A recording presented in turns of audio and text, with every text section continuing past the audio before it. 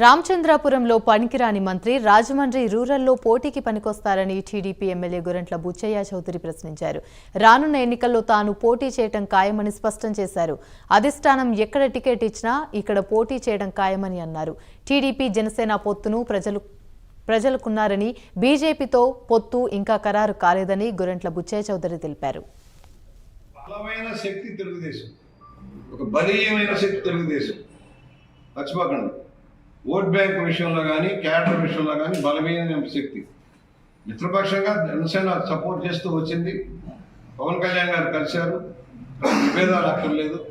ఎన్నెన్ని సీట్లు ఇస్తారు, ఎక్కడెక్కడ ఇస్తారు అనేది ఇద్దరు నాయకులు నిర్ణయిస్తారు. కనుక స్థానిక నాయకులు ఎవరు, నేను మాట్లాడినా, నువ్వు మాట్లాడినా, ఇంకొకరు మాట్లాడినా ఇమ్మెటీరియల్ ఇవన్నీ.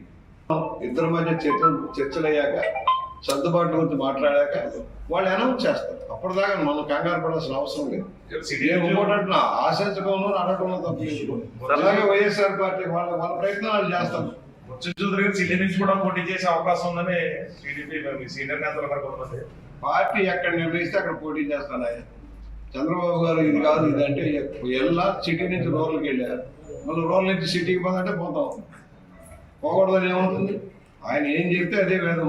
పార్టీ అధ్యక్షుడిగా ఆయన నిర్ణయం